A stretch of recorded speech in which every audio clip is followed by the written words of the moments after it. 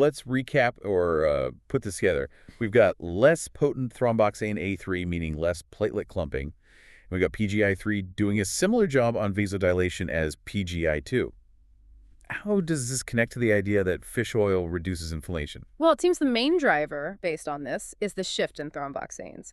By increasing the ratio of PGI3 and thromboxane A3 relative to PGI2 and thromboxane A2, the overall effect will likely decrease inflammation. How so, specifically? Primarily by reducing that platelet aggregation because thromboxane A3 is just so much less potent.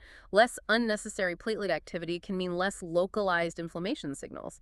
And you're doing this while maintaining the helpful vasodilation from PGI3. So it's not some vague anti-inflammatory wave washing over everything. It's targeted, like tweaking specific biochemical dials. Exactly. It's a specific biochemical shift happening inside your cells, driven by the type of fat you consume. It's the body sort of recalibrating itself based on the available building blocks. So thinking about this for you listening, what we've just walked through shows how these small dietary changes, like getting more omega-3s, linolenic acid, can really set off a whole cascade of effects right down at the molecular level. It impacts how your blood clots, how your body is signaling inflammation. Yeah.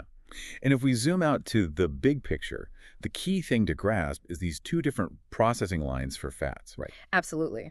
You've got the linoleic acid pathway leading towards arachidonic acid and those more potent, often pro-inflammatory 2-series molecules. Right, the superglue thromboxane. Yeah. And then you have the omega-3 pathway, linolenic acid leading to EPA, which generates that new series, the 3-series PGI3, and the much less sticky thromboxane A3. And that shift. That shift from the potent 2-series thromboxane to the less potent 3-series 1, driven by omega-3 intake, is what directly decreases that tendency for platelets to aggregate excessively. That's a major benefit for blood health.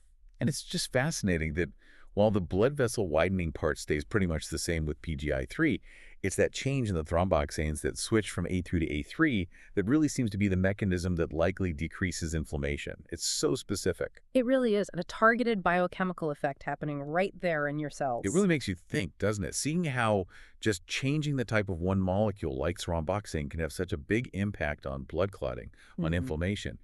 It kind of begs the question, what other things in our diet, maybe things we think are simple, might be subtly influencing these really fundamental body processes at this incredibly detailed molecular level? In summary, intake of omega-3 favors the formation of thromboxane A3 over thromboxane A2, thus decreasing platelet aggregation and inflammation.